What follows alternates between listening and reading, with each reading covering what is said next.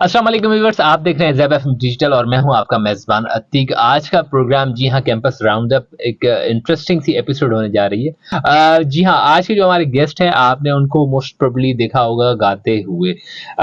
और वो मैशअप्स भी गाते हैं और बहुत अच्छे-अच्छे जो आप हमेशा कभी अजीब किस्म की फीलिंग्स में होते हैं ना, मैं वो फीलिंग्स आपको बता नहीं सकता। उस फीलिंग्स में अक्सर आप वही गाने गाते हैं और आपने उनको कॉन्सर्ट्स के अंदर भी देखा होगा परफॉर्म करते हुए। आपने उनको एजुकेशन इंस्टीट्यूशन के अंदर जो स्टूडेंट हैं उनके जो उनके साथ म्यूजिक पढ़ते हैं उन्होंने उनको एज ए टीचर देखा होगा।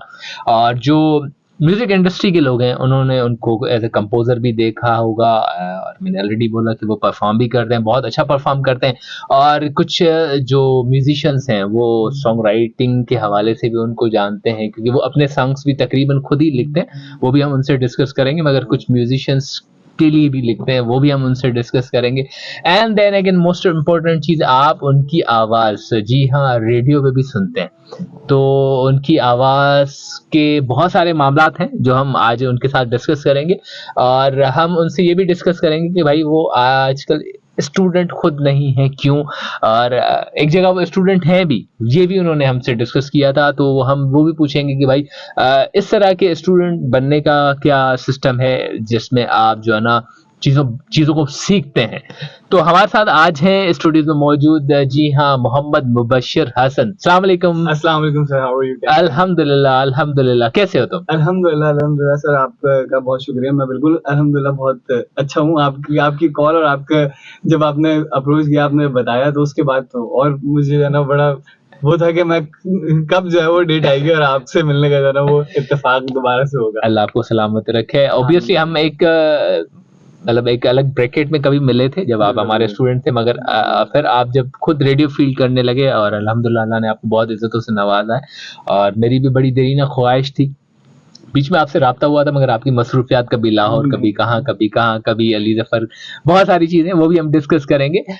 और सुनाए, मुझे ये बताएं कि क्या चल रहा है लाइफ में आजकल? सर आजकल जो है वो मैं म्यूजिक का भी काम कर रहा हूँ। बेसिकली अपना स्टूडियो ओन करता हूँ अल्हम्दुलिल्लाह, और वहाँ पर अपने प्रोडक्शंस के हवाले से भी काम करते हैं। उसके अलावा जो है वो जो क्लाइंट वर्क्स होते हैं उनके हवाले से भी काम करते हैं। उसके अलावा बहुत सारी चीज़ें म्यूजिक के हवाले से पढ़ना, प्रोडक्शन के हवाले से पढ़ना, और अपना ही काम जो है ये सब चीज़ें मिला के जो है वो और बाकी जो आपका पढ़ाया हुआ था प्रोडक्शन के हवाले से, वीडियो प्रोडक्शन के हवाले से, तो जो आपसे हमने नाकारा स्टूडेंट से हमने आपसे सीखा था, तो वही आजकल जो है ना बस वही करने में लगे हैं। शुक्र है तुमने नाकारा अपनी तरफ बोल दिया, वरना मेरा तो मैं अपनी तरफ ही बोलूंगा सर। अल्लाह खैर करे, अल्लाह तुम्हें और इज्जतों से नवाजे। आमीन, मुबश्शिर, आमीन। मुझे ये बताओ कि तुम्हारा एक सफर तो ये कि स्टूडेंट वाला, तुम आज भी म्यूजिक सीख रहे हो अपने बिल्कुल। टीचर से, तो पढ़ा भी रहे हो म्यूजिक, जी सर।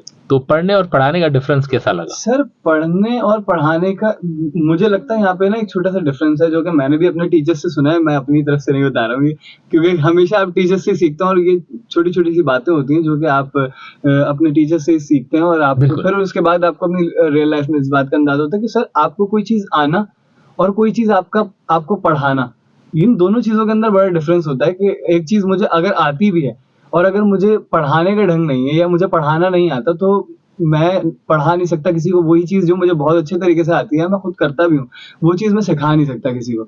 तो ये मुझे बहुत बड़ा इसके अंदर जंप लगा और मुझे बहुत बड़ा डिफरेंस लगा इन दोनों चीज़ों के अंदर, कि एक चीज़ आपको आना और वही चीज़ आपने अगर किसी को सिखानी है, तो ये बड़ा मुश्किल होता है। अगर आपको टीचिंग की आपके अंदर सलाहियत मौजूद नहीं है, एक अच्छे उस्ताद होने की आपके अंदर नहीं है, तो आप जो है वो नहीं सिखा सकते किसी और को वही सेम चीज़।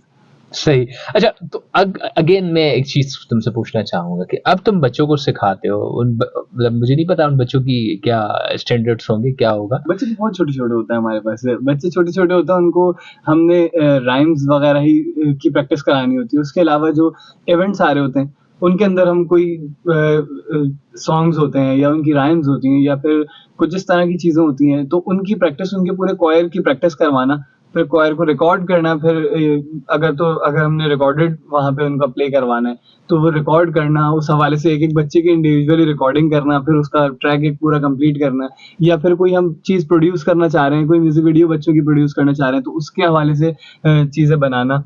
या फिर हम कोई ऐसा कोई इवेंट आ रहा है जिसके अंदर बच्चों ने कोयर ने लाइव परफॉर्म करना है, तो उसकी प्रैक्टिस करवाना, बेसिकली हम इन चीज़ों को डील कर रहे होते हैं। तो एक बड़ा मुझे जब मैं नया पहली दफा गया था तो मेरा बड़ा डिफरेंट एक्सपीरियंस है, क्योंकि मुझे पता है कि ये चीज मुझे आती है, लेकिन यही चीज मैं एक बच्चे के अंदर कैसे डिलीवर करूँ।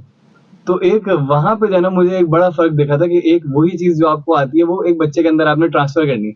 तो वो टीचिंग स्किल्स मुझे जो है ना वो काफी टाइम उसको लगा अडॉप्ट करने में, और फिर अब अल्लाह का शुक्र है थोड़ा बहुत जो है वो कर लेते हैं। और ये टीचर्स से ही आहिस्ता आहिस्ता सीखा, जो हमें सिखा रहे हैं उन्हीं से सीखा कि किस तरीके से ये आगे ट्रांसफर करना है, ये जो हम इल्म लेते जा रहे हैं यही जो है वो आगे किस तरह ट्रांसफर करना है, ये अपनी बात एक ऐसे खाली जहन के अंदर किस तरीके से अपनी बात एक फीड करनी है। सही। अच्छा, अब ऑब्वियसली तुम बच्चों को भी पढ़ा रहे हो, चीज़ों को देख भी रहे हो। अगेन तुम्हारी बातों से आइडिया हो रहा है कि तुम्हें खुद भी रियलाइज़ हो चुका है कि अपना नॉलेज एक छोटे बच्चे, एज फैक्टर बहुत बड़ा एलिमेंट है, उसके अंदर ट्रांसफ़र करना बड़ा कॉम्प्लिकेशन का मामला होता है। अच्छा, मुझे ये बताओ कि आजकल इंडस्ट्री वाइज़ क्या-क्या प्रोजेक्ट्स चल रहे हैं द कंपोज़िशन के हवाले से? सर इंडस्ट्री वाइज अगर हम देखें तो ड्रामास के जो म्यूजिक होते हैं ये इन चीज़ों का काम चल रहा है। उसके अलावा बहुत सारे स्टूडियोज हैं जो कि एक दूसरे के साथ लिंक होके काम करते हैं। तो किसी की मिक्सिंग का काम होता है, अपने ही दोस्त यार हैं सारे आगे पीछे मार्केट में अल्हम्दुलिल्लाह, तो उन्हीं के साथ जो है वो कोलैबोरेशंस में काम चल रहा होता है। किसी का मिक्स का काम आ रहा है, किसी के कंपोजिशन का काम आ रहा होता है। तो ये एक कोलैबोरेटिव वर्क जो है वो ऑल ओवर पाकिस्तान अल्हम्दुलिल्लाह हम लोग डील भी करते हैं। हमारा अपना स्टूडियो है जिसके साथ मिलके हम ये सब चीज़ें डील करते हैं। मेरे अपने टीचर हैं जो कि खुद भी म्यूजिक प्रोड्यूसर भी हैं, और माशाल्लाह बहुत अच्छा काम है उनसे, तो उन्हीं से सीखते भी जाते हैं। मेरे जो उस्ताद हैं सर अली असद नाम है उनका, अल्हम्दुलिल्लाह। सर अली असद रिजवी, और वो बहुत ही खूबसूरत म्यूजिक मैट के नाम से उनको लोग जानते हैं। और जो उनको एक दफा मिल लेता है ना फिर वो उनको हमेशा याद रखता है कि उनकी पर्सनैलिटी भी माशाल्लाह इतनी अच्छी है। और वो म्यूजिक के हवाले से बहुत मतलब एक ऐसा होता है कि समझे आप एक दरिया में गए और आप एक कतरा लेने के लिए गए, तो हम तो उनसे कतरे ही लेते रहते हैं, क्योंकि हमें दरिया तक जो है ना वो जब दरिया हमारे सामने आता है तो हम शायद उस चीज को पहचान भी नहीं पाते।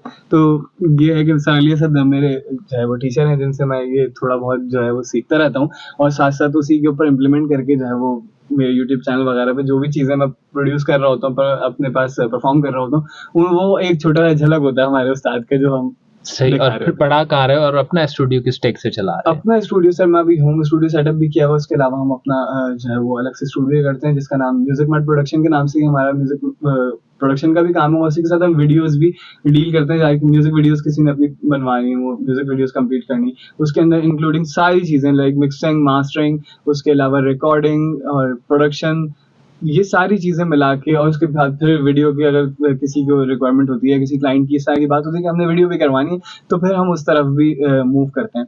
तो हम अपना दोनों तरफ ये भी करेंगे, घर में होम स्टूडियो सेटअप भी करते हैं, फिर एक स्टूडियो में बैठ के भी काम करने का एक डिफरेंट तरीका होता है, आपका भी मजा आता है। तो ये सब चीजें मिलकर हम म्यूजिक मैट प्रोडक्शन के नाम से हमारा एक प्रोडक्शन है जिसके अंदर हम ऑडियो वीडियो जो है वो दोनों चीजें कर रहे हैं। और स्कूल कौन बताया? स्कूल मेरा स्कूल जो है वो है द ब्राइटन स्कूल, जहाँ पर कैम्ब्रिज स्कूलिंग सिस्टम है, और वहाँ पे भी काफ़ी सारी चीज़ें इस तरह की बड़ी डिफरेंट एक्टिविटीज़ वहाँ पे होती हैं, जिनको हम एक्टिविटी बेस्ड जो है ना वो बहुत ज़्यादा चीज़ें वहाँ पे कराई जाती हैं। तो द ब्राइटन स्कूल के नाम से मेरा स्कूल है, मतलब मेरा स्कूल नहीं, मैं वहाँ पढ़ाता हूँ। नहीं, ऑब्वियसली जिस ऑर्गेनाइजेशन के आप पार्ट होते हैं, इवन जिस कम्युनिटी के आप पार्ट होते हैं, तो ये बहुत अच्छी बात है कि वो आप हैं और आपसे है, क्योंकि जब तक आप चीज़ों को एंडोर्स नहीं करेंगे तब तक चीज़ें आपके लिए नहीं होंगी। और जैसे आपने सर अली असद रिजवी साहब की बात की, तो मुझे वाकई दिली ना ख्वाहिश है, और अगर सर ये पॉडकास्ट देख रहे हैं तो मैं उनको चाहूँगा कि कभी हमारे लिए टाइम निकालें और वो हमारे साथ पॉडकास्ट करें। हमारे लिए भी थोड़ा सा ये होगा कि हम उनसे मुस्तफ़ीद होंगे, उनके इल्म से मुस्तफ़ीद होंगे। बहुत खुशी होगी हमें कि अगर सर इस पॉडकास्ट के तवस्सुल से हमारा इन्विटेशन कबूल करें। अच्छा, कभी ऐसा हुआ कि बच्चों को रैम्स वैम्स सिखाते-सिखाते कभी तुम घर जा रहे हो, दोस्तों में बैठ रहे हो, गुनगुना रहे हो, वही रैम चल रही है मुँह में? हाँ, ये बड़ा एक जो है ना वो इत्तेफ़ाक होता है इस तरह का कि अगर आप कोई चीज़ कंटीन्यूअसली सुन रहे होते हैं, और राइम्स के अंदर भी म्यूज़िक इतना मज़े-मज़े का होता है ना, कभी-कभी आप जैसे बेबी शार्क है, अब दिमाग में वो जो है ना वो अगर आपने किसी को कराया है तो अब आपके दिमाग में 2-3 दिन तक वो चलता ही रहेगा। हाँ, वही चीज़ जो है ना वो आपके दिमाग में गोल-गोल घूमे जा रही है। अब आप कहीं पे भी बैठे हुए हैं, अगर आप कोई नया म्यूज़िक बनाने चाह रहे हैं या सोच रहे हैं, अब आपके दिमाग में आधा बेबी शार्क फंसा हुआ है। अब आप ये सोच रहे हैं कि ये ना हो कि मेरा गाना बिल्कुल बेबी शार्क की कॉपी बन जाए। अब मैं एक गाना प्रॉपर करने के मूड में बैठा हूँ और वो गाना आखिर में बेबी शार्क निकल के आ रहा है। तो म्यूजिक सुनना और वही सुनने के अमल के साथ साथ आप जब कर रहे होते हैं तो आप ज्यादा इन्फ्लुएंस होते हैं उन चीजों के हवाले से जो आप कंटिन्यूअसली अपनी डेली लाइफ में कर रहे होते हैं। बिल्कुल। तो वो आपके काम के अंदर दिखता रहता है। तो मैं कोशिश करता हूँ कि मैं राइम्स को एक साइड रखने के साथ साथ अपने जो है वो बाकी लिसनिंग भी जो है वो कंटिन्यू रखूं, ताकि ये है कि एक नया टेस्ट डेवलप हो सके, नई नई चीजें जो है ना वो आपके दिमाग में आती रहे, वरना फिर वो अगर नहीं सुनते हैं तो फिर वो दिमाग जो है ना आहिस्ता आहिस्ता लिमिटेड होना शुरू हो जाता है। अच्छा, ऑब्वियसली तुम सॉन्ग्स लिखते हो, बहुत सारी चीजें होती है, क्रिएटिव एस्थेटिक चाहिए होती है। मुझे ये बताओ, कभी ऐसा इत्तेफाक हुआ कि तुम्हें दिल ने कहा यार बच्चों के लिए रैम लिखूं? बच्चों के लिए राइम लिखना, अच्छा लिखने के हवाले से ना मेरी कोशिश ये होती है कि थोड़ा पॉजिटिव पॉजिटिव सा लिखूं, और वो किसी एग्जैक्टली चीज से जो है वो बहुत ज्यादा मिला हुआ ना हो, और हर इंसान अपनी जिंदगी में उनको किसी भी पैमाने पे रख के उसको अपने हिसाब से नोट कर सकता है वो उस गाने को। तो मैं कभी राइम की तरफ बाकायदा नहीं गया, लेकिन जो मेरे गाने होते हैं वो मैं बहुत ही न्यूट्रल रख के जो है वो करने की कोशिश करता हूँ, ताकि कोई अपने किसी के लिए भी जो है वो उस गाने को सोच के गा सके। अच्छा, कभी ऐसा हुआ कि तुमने बच्चों के लिए कोई ऐसा गाना, मतलब जो समझो कि यार उनकी रैम और ये मतलब जिस तरह टच हो रहा हो, कुछ ऐसा हुआ कभी अच्छा, लाइफ? बच्चों को हमारे स्कूल का थोड़ा सा जो है वो सीन डिफरेंट है। वो हमारे स्कूल की जो मैडम है, मैम राबिया साहब, उन उन्होंने एक बड़ा मजेदार सा माहौल बनाया हुआ है ना स्कूल के अंदर। तो राइम्स के साथ साथ जो है वो 99 नेम्स ऑफ अल्लाह, ये भी बच्चों का कॉयर, हमारे बच्चों का कॉयर परफॉर्म करता है। इसके अलावा नाच भी जो है वो बच्चे परफॉर्म करते हैं। बच्चों पूरे पूरे इवेंट्स के अंदर बाकायदा इस तरह के इवेंट्स हुए जिनके अंदर बाकायदा सीरत नबी है, इस हवाले से जो है वो हमारे इवेंट्स हुए, तो उनके अंदर हमने बाकायदा बच्चों से इस तरह की चीजें भी जो है ना वो प्रॉपर बच्चों से करवाई हैं। तो हम राइम्स के साथ साथ, राइम्स तो मतलब ऐसा होता है कि डेली बेसिस पर उनकी क्लासेस होती हैं, और वो क्लासेस के अंदर उनकी वो चीज़ चलती है। लेकिन बाकायदा इवेंट्स के हवाले से जब होता है तो बाका उनको एक गाने या फिर जो है वो नात या इस तरह की चीज़ें जो है वो हम उनसे वो करवाते हैं। तो ये दोनों चीज़ें बड़ी डिफरेंट हो जाती हैं। राइम्स वगैरह जो ऐसी होती हैं वो हम उनकी क्लासेस में या डेली क्लासेस में जो उनका पीरियड होता है उसमें हम उनको करवाते हैं। अच्छा, अब अगेन जो तुम बातें कर रहे हो उसमें से मुझे एक सवाल आ रहा है कि कभी नात वात लिखने का या इस तरह का इत्तेफाक हुआ कि यार बच्चों को तुमने लिख के दिया कि यार मुझे ये आपसे करवाना है, ये पढ़वाना है? बच्चों से मैंने भी रिसेंटली बच्चों से सोनी धरती करवाया था, मैं अपने स्कूल के बच्चों से, और उसकी भी वीडियो सोशल मीडिया प्लेटफॉर्म्स पे है और हर जगह पे। और वो एक मेरे लिए है ना वो करने के बाद मुझे सच बताऊं तो मैं बार बार व्यूअर्स के सामने यही देख रहा हूँ कि मैं बार बार सर को ही ज्वाइन किए जा रहा हूँ। लेकिन यहाँ मैं बताऊं कि मेरी जिंदगी का पहला प्रोजेक्ट है, इसका ऑडियो वीडियो मैंने अकेले किया था। तो वो करने के बाद मुझे याद आया था, मैंने बोला मुझे मीडिया पढ़ाया किसने? फिर मुझे याद आया, मैंने बोला कि भाई उन्होंने कराया है। मैंने वो वीडियो उसकी म्यूजिक में हम किसी बड़े की रिकॉर्डिंग कर रहे होते ना, लाइक किसी को मैं समझाऊं कि यार ऐसे नहीं ऐसे कर लो, तो वो समझ जाएगा।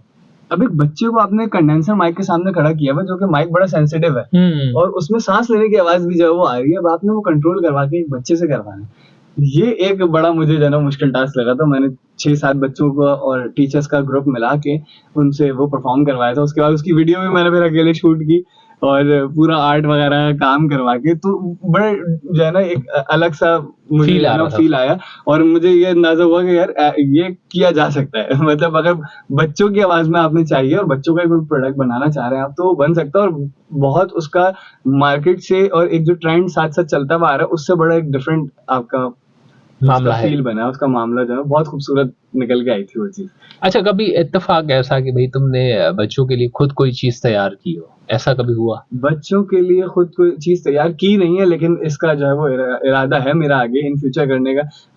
कुछ राइम्स वगैरह इस तरह की जो मुझसे एक हमारे जानने वाले हैं और बड़े अच्छे शायर हैं, लेकिन वो उनका मैं नाम याद ले नहीं सकता क्योंकि वो अभी हमारा थोड़ा सा प्राइवेट बिल्कुल, चल रहा है उसके अंदर।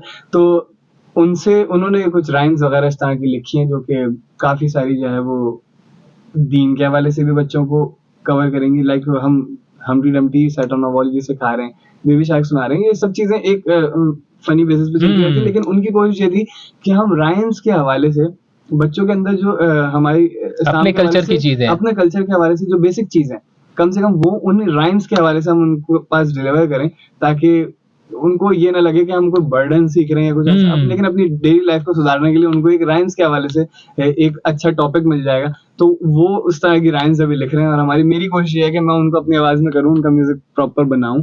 जिस तरीके से हम बाकी चीजों के हवाले से उनकी राइम्स देख रहे होते हैं या एक बिल्कुल फनी सी राइम्स देख रहे होते हैं, उन्हीं में हमने कोशिश की, मेरी अभी कोशिश है कि मैं उन राइम्स को लूं और उनका कुछ इस तरह का ही जो है वो फंकी सा म्यूजिक बना के बच्चों को फिर वो हम इवॉल्व करें बच्चों के अंदर और स्कूल्स में भी कोशिश यही है कि अभी मैं बनाने के बाद स्कूल्स में भी पिच करूंगा कि आप भी अपने करिकुलम में इसको अगर ऐड कर सकते हैं तो आप जरूर इसको करें, ताकि बच्चों तक इस तरीके से आपका कल्चर जो है वो यहाँ से पहुंच सके। मुबशर, एक चीज है कि इंसान गाता है तो कोई ना कोई इंस्पिरेशन होती जरूर है उसकी। तुम्हारी क्या इंस्पिरेशन थी? सर इंस्पिरेशन किस हवाले से, मतलब आप पर्सनालिटी के बारे में? मतलब ऑब्वियसली जब बंदा गाता है तो दुख भरे गाने भी गाता है, खुशी वाले भी गाता है।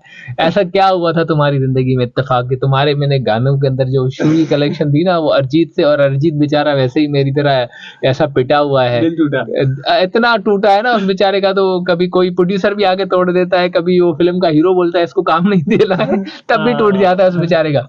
वैसे तो उसका ऑलरेडी जिंदगी में टूटा हुआ था, तुम्हें क्या मतलब क्या ऐसी चोट लगी थी? सर मुझे चोट नहीं लगी थी, मेरा सीन कुछ इस तरीके का था कि मैं अपने स्कूल में परफॉर्म करता था छोटा मोटा ना बच्चों के साथ, कोई मिली नगमे का प्रोग्राम हो गया तो वहां पे परफॉर्म कर लिया, या कोई जो है वो आपको पता चला स्कूल की कोई पार्टी है, बच्चों ने 4 बच्चों ने आपको धक्का देके आए, बोल यार ये गाना गाएगा सर तो वो एक जबरदस्ती वाला होता है ना, उस तरीके से वहां से मेरी शुरुआत हुई थी कि भाई हाँ ये, और उसको भी अंदाजा नहीं था कि आगे जाके म्यूजिक करना है, बस ऐसे ही था कि हाँ 4 बच्चों में कर लिया, अब 4 बच्चों ने तारीफ कर दी, उसके बाद 4 ने और तारीफ कर दी, आहिस्ता आहिस्ता ना वो इंट्रोज हो गया कि यही बच्चा है हमारे स्कूल में जो म्यूजिक करेगा, या एक म्यूजिशियन या म्यूजिक का कहीं पे भी एक नाम आएगा तो इसको पकड़ के हम आगे कर देंगे।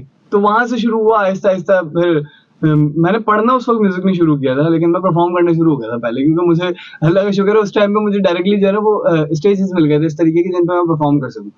तो जब वहां से करना शुरू किया और लोगों को मेरा बगैर पढ़े बगैर समझे म्यूजिक को, लोगों को जब मैंने अप्रिशिएट करते हुए देखा तो मैंने बोला कि आई थिंक ये कुछ है जिसके ऊपर काम किया जा सकता है, जिसके ऊपर हम मेहनत कर सकता हूँ मैं, या ये हो सकता है कि ये ऐसा काम हो जो मेरे काम का हो। बिल्कुल।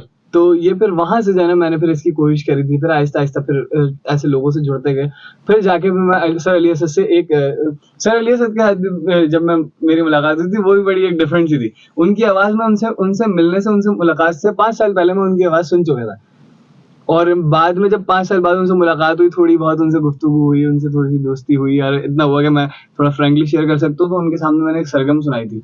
तो मैंने बोला कि सरगम, मुझे एक सरगम आती है सर, मैं आपको सुनाता हूँ। उन्होंने बोला अच्छा सुनाओ। वो उनकी सरगम सुनाई जो उन्होंने 5 साल पहले एक कॉन्सर्ट में, मतलब अपने है ना बैंड के साथ जैमिंग के अंदर एक उन्होंने गाई थी।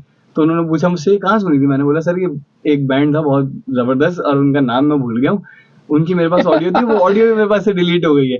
तो वो ऑडियो उन्होंने मुझे, फिर जब मैंने उनको सुनाया, उन्होंने बोला भाई ये मेरा बैंड था, कि उन्होंने फिर अपनी जब मुझे और चीजें मुझे शेयर की, तो एक बड़ा उनसे एक रूहानियत वाला मामला है, एक बड़े डिफरेंट तरीके से मैं उनसे मिला हूँ, तो वो एक बॉन्ड हमेशा के लिए है ना माशाल्लाह बन गया, और बहुत अच्छा बॉन्ड बन गया उनसे। सही। और इत्तेफाक से जो जिनको तुम फॉलो कर रहे थे वो तुम्हारे सामने थे। बिल्कुल, जिनको मतलब उनकी शक्ल देखे बगैर उनको डायरेक्टली फॉलो करना शुरू किया था, वो चीजें मतलब इतनी जेल हो गई थी मेरे अंदर कि मैंने बोला कि ये है म्यूजिक जो करना है। मतलब तुम्हारा कनेक्शन उस सरगम से हुआ था, तो मैं चाहूंगा आज एक सरगम हम भी वो सुने। वो सरगम था क्या, याद है? हाँ बिल्कुल याद है, लेकिन मैं सर कान पकड़ रहा हूँ, अगर गलती हो जाए तो माजरत।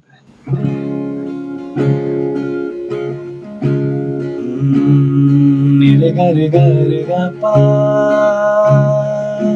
गा पा धा नि सा नि धा पा गा पा रे, नीले गा पा गा पा धा नि सा नि धा पा गा पा रे, मन कुंतु मौला मौला अली अली, मन कुंतु मौला मौला अली अली, मौला अली अली, मन कुंतु मौला अली मौला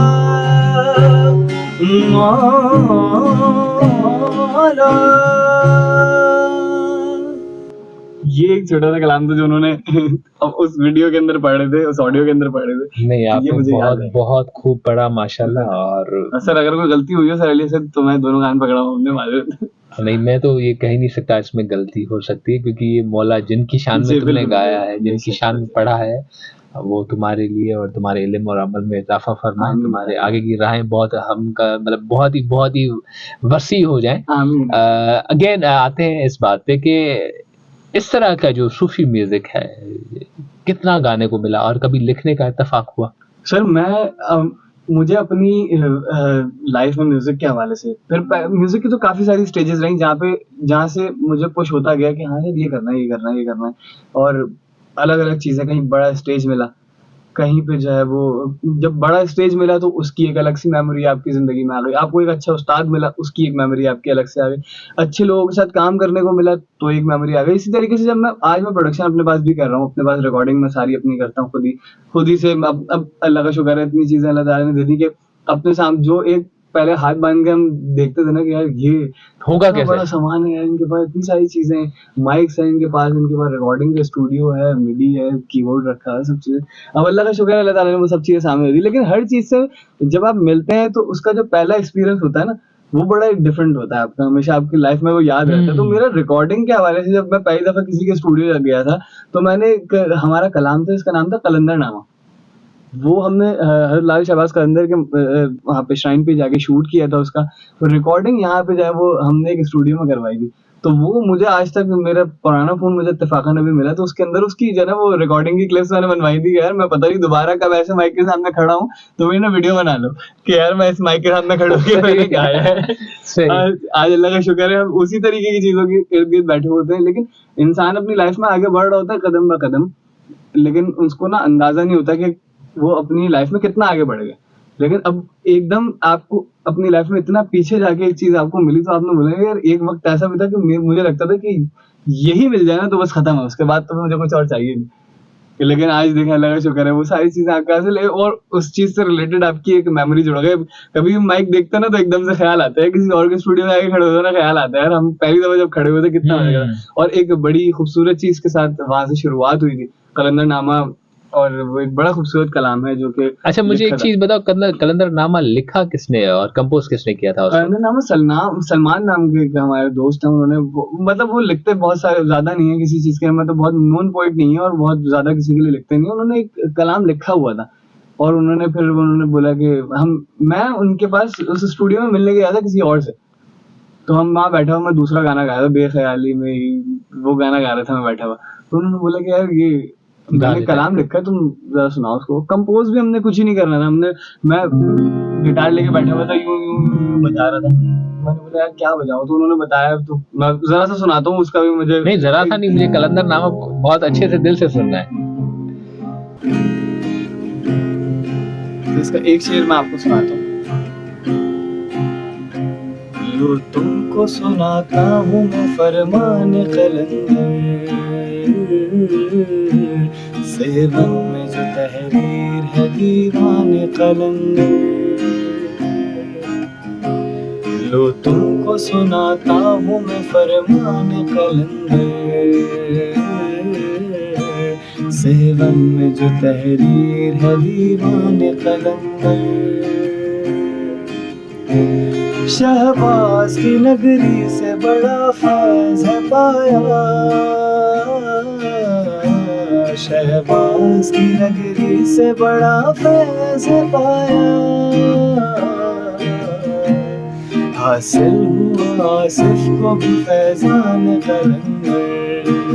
क्या बात सेवन में जो तहरीर है दीवान कलंदर। लो तुमको सुनाता हूँ मैं फरमान कलंदर, सेवन में जो तहरीर है दीवान कलंदर। क्या बात है जनाब। मैंने जानबूझ के शेर भी वो वाला पढ़ा है जिसके अंदर इसके शायर का नाम है, क्योंकि अक्सर बेशतर लोग वही वाला शेर खा जाते हैं जिसके अंदर शायर का नाम होता है। ऑब्वियसली क्रेडिट तो तो मिलना ये चाहिए। क्रेडिट जो है वो हर किसी को उनका मिलना चाहिए। बेशक, ये तो ऑब्वियसली हमारी एजुकेशन भी सिखाती है और हमारे एथिक्स भी सिखाते हैं कि जिसका जो हक है उसको मिलना चाहिए। अच्छा, बहुत अंदाज में लोग बहुत कुछ गा लेते हैं, तुम्हारी क्या मतलब जस्ट लाइक आज तक तुमने किस अंदाज में, जैसे लोग कव्वाली भी गा लेते हैं, गज़ल भी गा लेते हैं, ओएसटीज भी गाते हैं, एंड देन अगेन सॉफ्ट मेलो रोमांटिक भी गा लेते हैं, और कभी हिप हॉप टाइप भी चीज़ें गा लेते हैं।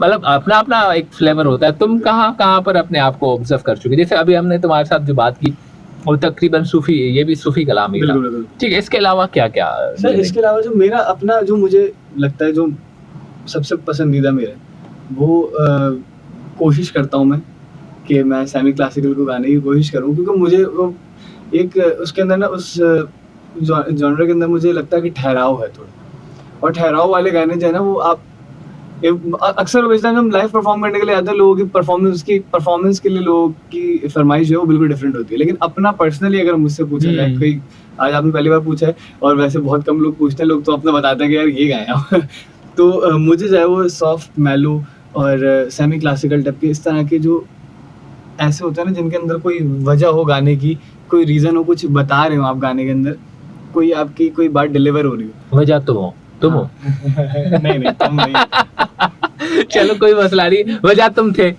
थे कर चलो ये भी ठीक है। अच्छा मुझे ये बताओ कि इस सॉफ्ट या जो भी तुम अपना एक इंटरेस्ट रखते हो उसके पीछे क्या रीजन है? ठहराव की बात जो तुम कर रहे हो, मतलब तुम किससे इंस्पायर थे बेसिकली? सर मुझे लगता है कि पहले के ज़माने का जो म्यूजिक था, जो हम अभी मतलब एक आजकल तो बिल्कुल म्यूजिक का एक ट्रेंड बिल्कुल ही डिफरेंट हो गया और लोगों के ट्रेंड को भी हम, क्योंकि देखें आप कोई प्रोडक्ट बनाते हैं वो तो मैंने देख आप लिया। कोशिश करते हैं कि प्रोडक्ट ऐसा बने कि उसके कंज्यूमर हों। तो अब ना एक अपने अंदर का ये भी ना होना कि आप इतना डिफरेंट काम करना शुरू हो जाए कि कौवा चला हंस की चाल अपनी चाल भी भूल गया।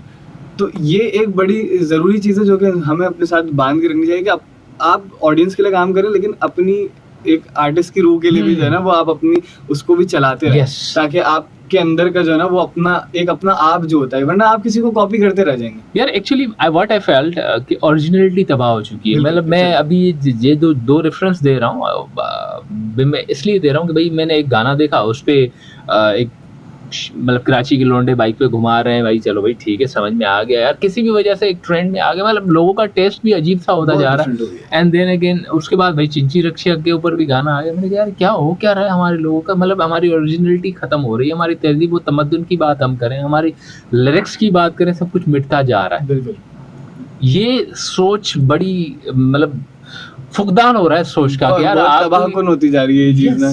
बिल्कुल लोगों तक जो है ना वो चीज, मेरा जो मेन मकसद है, जो मैं जब आपने भी मुझे सुना है तो उस वक्त भी यही है कि एक बंदा गिटार लेके बैठा हो, आपकी इमेजिनेशन में अगर कभी आपको कुछ गाने सुनने का दिल चाहेगा तो आपको ये नहीं दिल चाहेगा कि मैं पकड़ूं और मैं जोर जोर से गिटार बजाऊं या मैं बहुत लाउड चीख चीख के गाना गाऊं। हर इंसान तो ये होता है कि यार कभी म्यूजिक, किसी को आप बोलेंगे ना कि यार म्यूजिक की गैदरिंग है और म्यूजिक सुनने के लिए चलते हैं, तो उससे यही होगा कि बंदा बोलेगा यार मैं सुकून से बैठ के चिल करूंगा, सुकून से बैठ के आराम से धीमा म्यूजिक होगा, सही कुछ ऐसे अशार होंगे या ऐसे गाने होंगे, उनके अंदर बातों के अंदर मैं क्या बोल रहा हूँ या फिर अगला बंदा क्या बोल रहा है वो उसकी बात समझ आएगी, सीख भी होगी। ऐसी बात नहीं होगी कि शुरू कहाँ से हुई खत्म कहाँ पे हुई और ना बीच में आपको कुछ समझ आएगा। अक्सर आजकल के गाने जो है वो एक गाना चल रहा है, हर लाइन के अंदर किसी डिफरेंट चीज के बारे में बात हो रही है, कि कोई भी चीज किसी के साथ दूसरी चीज के साथ मिलती जुलती नहीं हो रही है, हद से ज्यादा हो रहा है तो दो शेर एक दूसरे के साथ मिल रहे हैं और तीसरा चौथा शेर जो है वो बिल्कुल ही डिफरेंट आ रहा है। तो पुराने जमाने के जो गाने थे, मैंने भी गजल भी एक कवर की थी मैडम नूरजहां की, सिलसिले तोड़ गया वो सभी जाते जाते, वरना इतने तो मरासिम थे कि आते जाते। तो वो एक गजल मैंने कवर की थी, मैं ऐसी कहीं सुनी थी मैम नूरजहां की, मैंने बोला यार ये कवर करनी, मतलब ये चीज़ है वो जिसको हम थोड़ा सा डिफरेंट म्यूजिक करके हमें आजकल की ऑडियंस के सामने इसको प्रेजेंट करना चाहिए, ताकि ऑडियंस को हम थोड़ा सा टेस्ट डेवलप दोबारा से करें, जो कि टेस्ट डेवलप तो था लेकिन थोड़ा सा ना डिस्टर्ब हो गए। हर दूसरी चीज़ इतनी, मतलब एक खराब चीज़ आपके साथ सामने मार्केट में आई, अगले बंदे ने कंपटीशन के लिए उसके सामने दूसरी चीज आके खराब कर दी, अब उन दोनों की कंपटीशन में 10 लोगों ने और अपनी खराब चीज डालना शुरू हुई और लोगों को लगा कि अब आगे का क्राइटेरिया ही म्यूजिक का यही है। तो अब वो जो एक कोर म्यूजिक था ना, जो एक सुनने वाली चीज थी, वो कहीं उन हजारों इस तरह के गानों के नीचे दब के है ना वो रुक गई है। दब के रुक नहीं गई, मर ही गई वो इतनी नीचे। मैं बोलना नहीं चाह रहा था कि मर गई, मैंने बोला मैं खुद यही करता हूँ।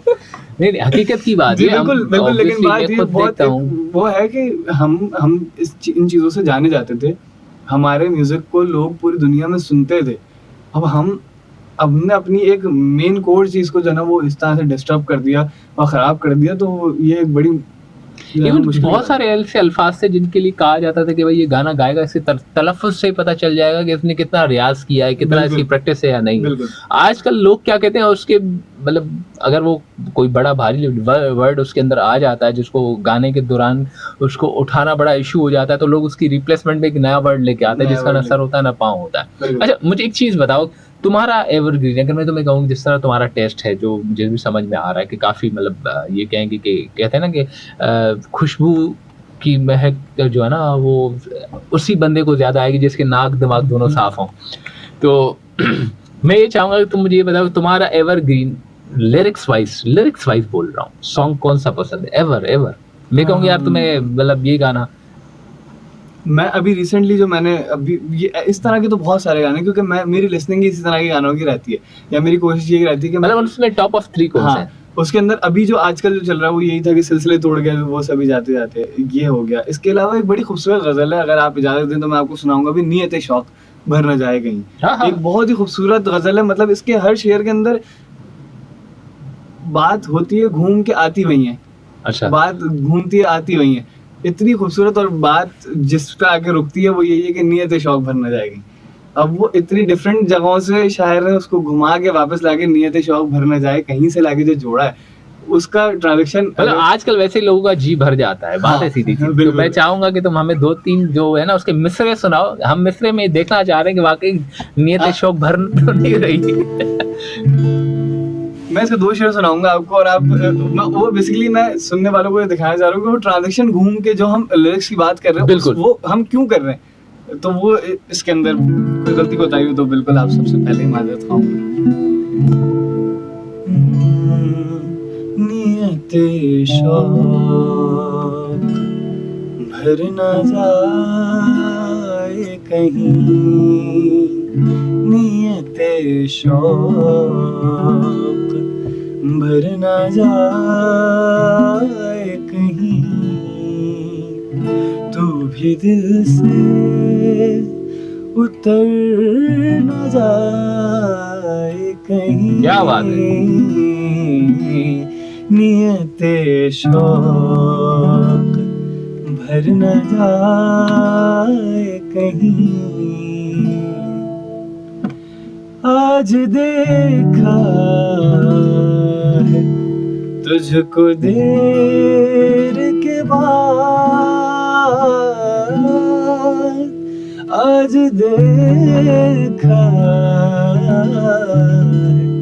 तुझको देर के बाद, आज का दिन गुजर न जाए कहीं, तू भी दिल से उतर न जाए कहीं, नियत शौक भर न जाए कहीं। और एक इसका बड़ा खूबसूरत शेर,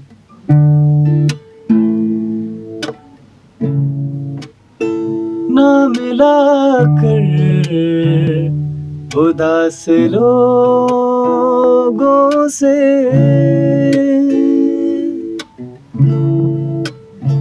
ना मिला कर उदास लोगों से, हुस्न तेरा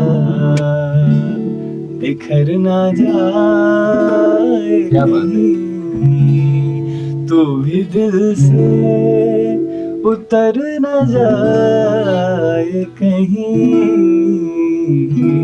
नियत शौक भर न जाए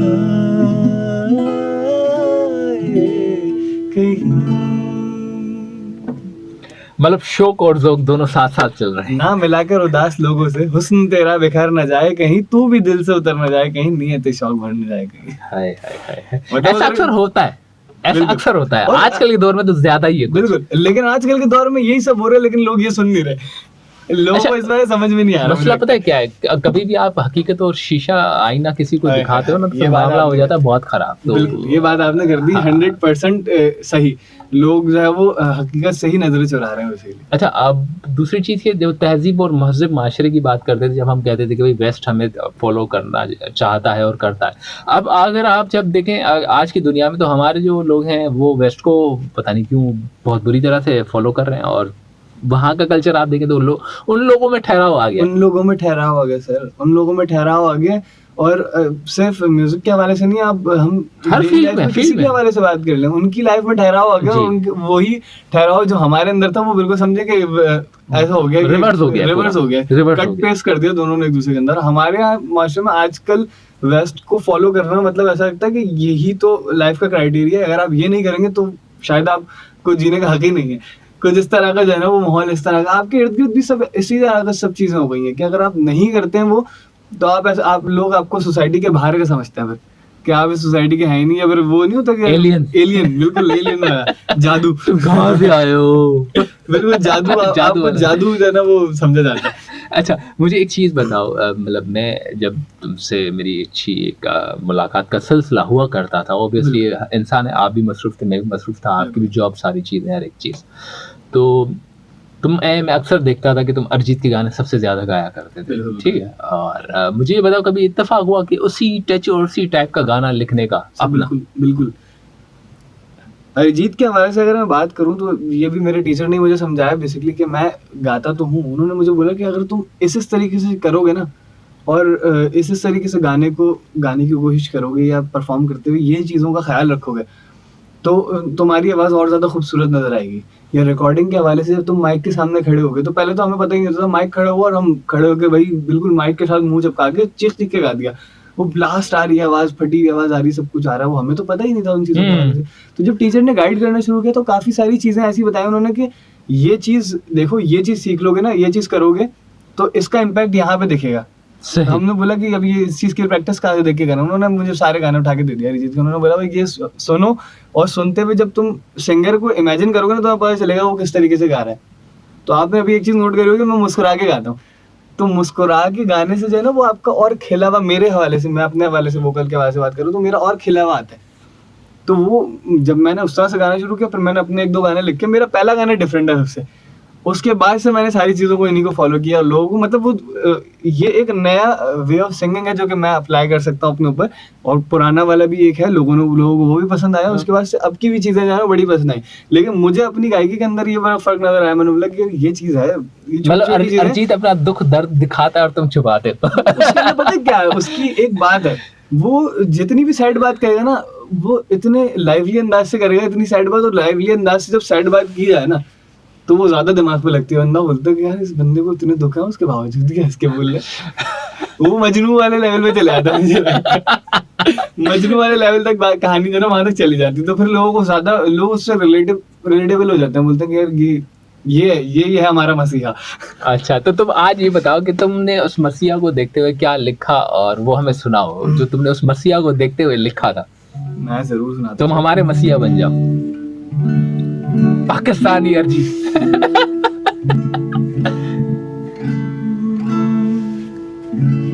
ये मेरा भी रिसेंट जो लास्ट अपना ओरिजिनल था, ये वो ट्रैक है, मैं थोड़ा सुनाता हूँ। गिरने संभलने लगा, तेरी ओर बढ़ने लगा, तुमसे मुकम्मल ये जहां, बिखरा रहा उम्र भर, देखा तुझे जुड़ गया, तुमसे ही तो है जिंदगी, हम जो साथ हों, फिर क्यों हो खफा, क्या पुर कर सका कोई ये खला, दिल मेरा हो गया बस तेरा, बंदया ओ बंदया बंदया वे बंदया ओ बंदया बंदया वे बंदया ओ बंदया बंदया वे बंदया बंदया बंदया बंदया वे बंदया ओ बंदया बंदया वे बंदया ओ बंदया बंदया वे बंदया।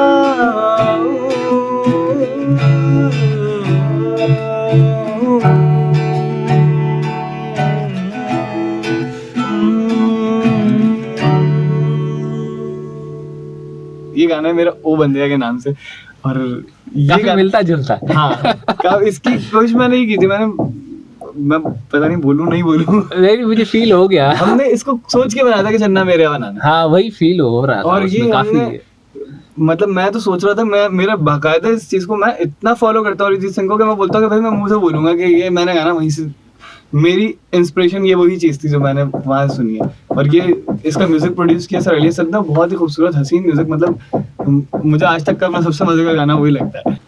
सर अली सद ने जो है ये गाना कंपोज किया था और इसका म्यूजिक पूरा उन्होंने बेसिकली बनाया था। तो हमने बाकायदा जो है ना वो यही सोच के किया था कि हम ऐसा ही गाना बनाएंगे। उनकी मतलब हम अब लोग प्रेज नहीं करते। मैं कहता हूँ कि म्यूजिक की कोई बाउंड्री नहीं होती। अगर कोई बराबर वाला मेरा पड़ोसी करेगा ना काम अच्छा, तो मैं मानूंगा उसका काम को कि वो अच्छा कर रहा है। उनकी बनी बनाई प्रोडक्ट के अंदर से ना इतनी चीजें सीखने को मिलती है सर।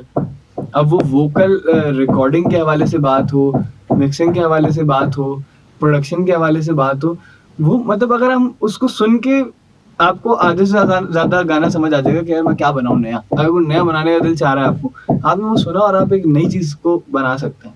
इतना अच्छे तरीके से, इतने बड़े तरीके से उनका काम हो रहा है कि अब मुझे काफी सारे लोग जो है वो बाहर से काम करा रहे हैं। इंडस्ट्री में भी काफी काम जो है वो बाहर से हो रहा है। तो उसकी रीजन यही है कि सर प्रोडक्टिव काम है, बहुत अच्छा काम हो रहा है और आप कुछ सीखने को बड़े मुझे मतलब मुझे एज स्टूडेंट मुझे उस चीज से सीखने को बहुत सारी चीजें सही कह रहे हो। उसको उनके प्रोडक्ट को सिर्फ सुन के ही जो है ना वो गाना भी समझ आ गया, बनाना भी समझ आ गया। तो ये सब चीजें ना बड़ी नहीं, और एक चीज ये भी है कि वो टेक्नोलॉजी में काफी एडवांस है हमसे ज्यादा, और उनकी जो नर्चरिंग है बच्चे की, जो निगहदाश्त का अमल होता है, उसमें इनके यहाँ वैसी म्यूजिक ऑलरेडी इनकी ये समझिए कि उनकी इनहेरिडिटी के अंदर म्यूजिक है, तो वो बहुत अच्छे से उन चीज़ों को करते हैं। एंड देन अगेन हमारा भी कोई टाइम था, मगर with the passage of time जो हम आज मान भी रहे हैं कि हमारी बहुत सारी चीज़ों में हम पीछे जा रहे हैं की वजह से ये आज हम इस जगह पे आके खड़े हैं। बिल्कुल, वरना लोग हमारी चीजों को इसी तरीके से फॉलो करते हैं। इवन पहले टाइमों में आप देखेंगे पाकिस्तानी गानों की पूरी मतलब जस्ट लाइक उठा के उसका रेप्लिका बनाया जाता है। अभी भी आप अगर 5 से 6 साल पीछे जाएं तो आपको तकरीबन 10 से 15 सॉन्ग्स ऐसे मूवीज के अंदर मिलेंगे जो कि पाकिस्तानी थे और पाकिस्तानियों ने ही गाए थे, पाकिस्तानियों ने ही लिखे थे, सारा कुछ मामला था। अगेन ये सारी चीज़ तो है और वक्त के साथ वो इवॉल्व हो रही है। बीच में रीमेक्स वगैरह ये वो सारी चीज़ें हुई थी। अच्छा, कभी रीमेक वगैरह का भी इत्तेफाक हुआ? रीमेक करने का मतलब मुझे यही था, मैं अभी मैंने बताया कि आपको मैं अपना मतलब खुद से जो मैंने किया वो अभी जो उनका मैडम नूरजहां का मैंने आपको बताया, सिलसिले तोड़ गया वो सभी जाते जाते, ये एक ट्रैक था मेरे, ऐसे जाके मेरे दिमाग पे लगा। मैंने बोला कि ये चीज़ है जो करनी है। जो सुनते ही है ना वो एक दिमाग में आया था कि यार अब मैंने रिसेंटली उसको कवर किया है।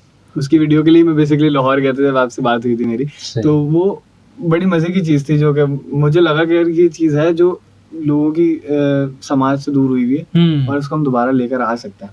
तो उसको एक नए म्यूजिक के साथ हमने बनाया, उसका म्यूजिक भी पूरा रीस्ट्रक्चर उसका डिज़ाइन किया और फिर उसके बाद उसको मैंने परफॉर्म किया और उसकी वीडियो भी हमने बिल्कुल आज के ज़माने के हिसाब से करी, डार्क सी वीडियो करी, जिस तरीके की आज आपकी एस्थेटिक वीडियो नहीं चल रही आजकल बड़ी लोगों को पसंद आती है, उसी तरह की वीडियो करी।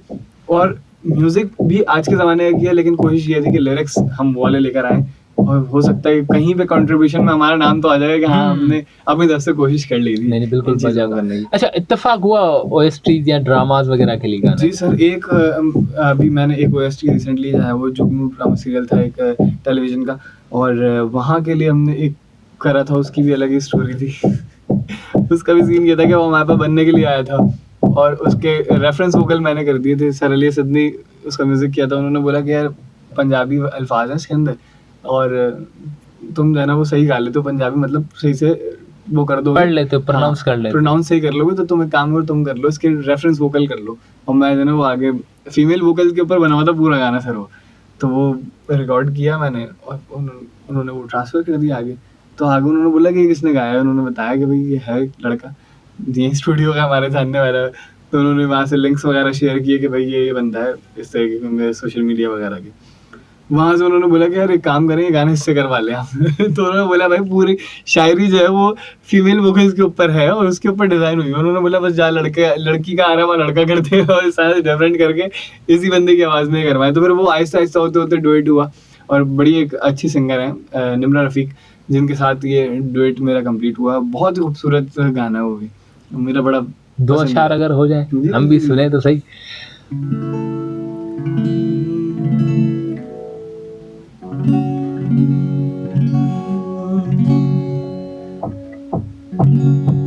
तारों भरी चांदनी रात हो जिसमें तेरा और मेरा साथ हो, तारों भरी चांदनी रात हो जिसमें तेरा और मेरा साथ हो, दूर दूर कहीं परियों के शहर, डोली तेरी मेरी बारात हो, मैं खुशी में जगमगाऊं, झूमूं नाचूं और गुनगुनाऊं, सारे जग को मैं ये बताऊं, तेरा हूँ मैं, तुझे ही को चाहूं, और कुछ ना मैं चाहूं, जहाँ से इतनी सी ही दुआ है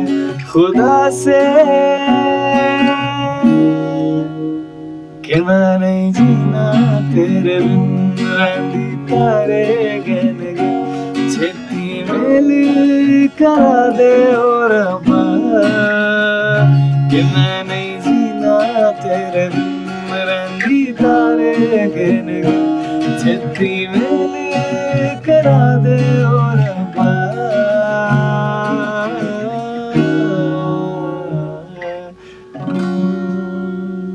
ब्रावो अगेन, काफी सारा फील जो है ना वही अरिजीत वाला टच, सारी चीजें आ रही थी। अच्छा, बहुत सी चीजें हैं, बहुत सी चीजें डिस्कस करने को दिल भी करता है, मगर तुम्हें पता है और तुम भी रेडियो कर चुके, तो हमें टाइम की सर टाइम की जो ना वो लिमिटेशन लगी होती है, हाँ, लिमिटर लगा होता है, आपको टाइम जो है ना वो आगे आहिस्ता आहिस्ता बीप करना शुरू हो जाता है। सबसे बड़ा प्रॉब्लम। अच्छा, मुझे ये बताओ कि फ्यूचर में क्या प्रोजेक्ट करने वाले अच्छा, फ्यूचर में मैंने अभी एक मैंने ओरिजिनल अभी लिखा है मैंने, और उसका म्यूजिक तकरीबन ऑलरेडी कंप्लीट हो चुका है, और बस उसकी वीडियो की तरफ जाने का मेरा इरादा है, और उसकी वीडियो बस अभी इंशाल्लाह फिर लाहौर चक्कर लगेगा, तो लाहौर में बड़े मेरे काफ़ी अच्छे दोस्त हैं और वीडियो टीम है उनकी, और बहुत अच्छा जो है उनका वीडियो का काम, मुझे बड़ा पसंद है उनका काम।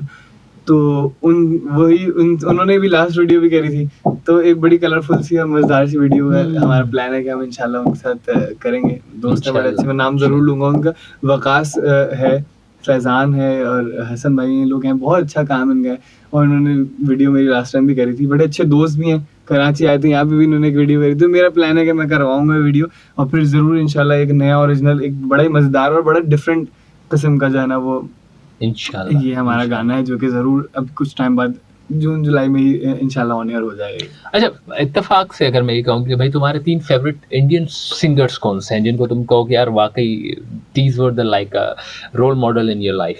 सर अरिजीत सिंह सबसे पहले, सही, क्योंकि उनकी इंडस्ट्री भी मानती है कि अरिजीत सिंह सबसे पहले। उसके अलावा हमारे सोनू निगम है, मतलब मुझे, और एक थर्ड वन जिनके वोकल का मैं बड़ा फैन हूँ सर, विशाल दादलानी, और एक विशाल मिश्रा भी।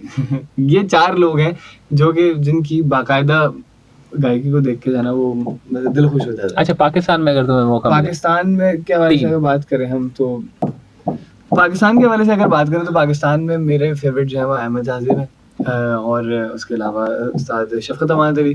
उस्ताद शफ़क़त अमानत अली को मैं बचपन से सुनता आ रहा हूँ। मैं बेसिकली जब मैंने सोचा था ना कि मैं सिंगिंग करना शुरू करता हूँ, तो मैंने पहली आवाज़ जो उसके बाद सुनना शुरू करी थी, क्योंकि उस टाइम अरिजीत सिंह के गाने नहीं थे और सीखने के लिए भी और भी लोग आसपास नहीं थे, तो उस्ताद शफ़क़त अमानत अली की पहली आवाज़ जो थी, जो मेरे सामने आई थी, और मैं उसके बाद से जो है ना वो उस्ताद शफ़क़त अमानत अली को सुनता था बाकायदा, और गाने की चीज़ें, की टेक्निकल चीज़ें जो थी ना, वो उनके गानों से सीखने को मिल जाती थी। थर्ड वन आतिफ असलम, पाकिस्तान के जो है वो इतना बड़ा नाम है, एक बड़ा डिफरेंट टोन का टेक्सचर है उनके गाने का टोन जो है ना, सुर से ज़्यादा एक आजकल जो मैटर करता है ना, वो आपका मैटर करता है कि आपका एक्सेंट क्या, मतलब आपका टोन कैसा है। टोन डिफरेंट होना, एक मतलब आपको कहीं पे भी आतिफ असलम का गाना चलता हुआ सुनाई देगा ना, आपको दूर से पता चल जाएगा आतिफ की आवाज़ है। बिल्कुल ऐसा ही, तो बिल्कुल ऐसा ही। डिफरेंट टोन जो है वो आजकल ज़रूरत होती है। तो मुझे पाकिस्तान के हवाले से अगर हम बात करें तो ये 3 नाम मुझे बड़े पसंद है। अच्छा, मुझे याद है कि जब भी तुमसे हमारी मुलाकात होती थी, या जस्ट लाइक जितनी भी हमारी गैदरिंग्स रही हैं, तो हमेशा अक्सर मैं तुम्हें कहा करता था कि यार मुझे पूरा गाना नहीं सुनना, मुझे सुनना है बेशक छोटे कहीं से क्या, कहीं से क्या, कहीं से क्या, और वो तुम हमारे लिए बहुत करते भी थे उस वक्त भी, और शायद आज हमारा टाइम भी हमें यही कह रहा है कि तुम कुछ ऐसा मैशअप जो तुम समझो कि हमें माज़त के साथ किसी को मौका ना मिले कि हमें बिलावजह तंग करेगी, क्यों चला रहे हो।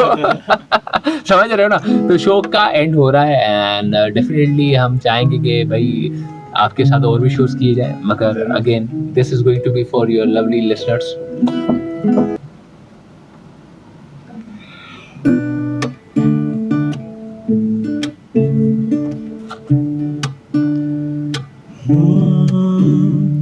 वो लाखों बातें जो मैं आज कहना चाहूँ, कोई जो कान दे तो मुंह पे लेके आऊं। वो लाखों बातें जो मैं आज कहना चाहूँ, कोई जो कान दे तो मुंह पे लेके आऊं। मुझे ही डर लगे ज़माना डस न ले, और नोच के न खा ले मेरी सोचे ये सभी। वो लाखों बातें जो मैं आज कहना चाहूँ।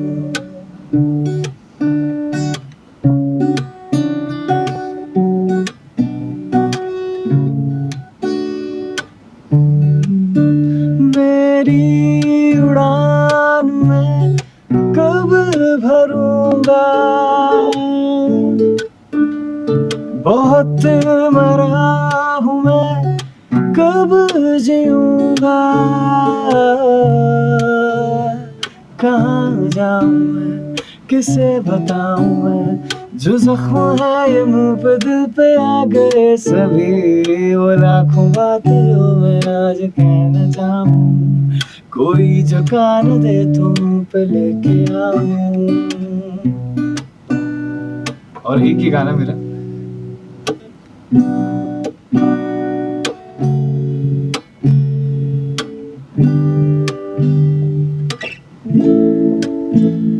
तेरी याद मुझको सताती है दिन रात, दिन रात।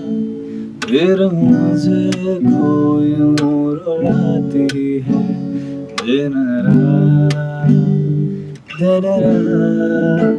तेरे बिना है रास्ता, है क्यों मुझसे तू खफा, क्यों बेवजह मैं जी रहा, है क्यों मुझसे तू खफा। एक रोज जुदा हो जाऊंगा, एक गहरी नींद सो जाऊंगा। तुम लोग पुकारोगे मुझे पर लौट के मैं न आऊंगा।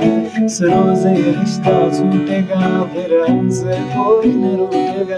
उस दिन मेरी जान दोगी, जिस दिन तुम मुझको खो दोगी।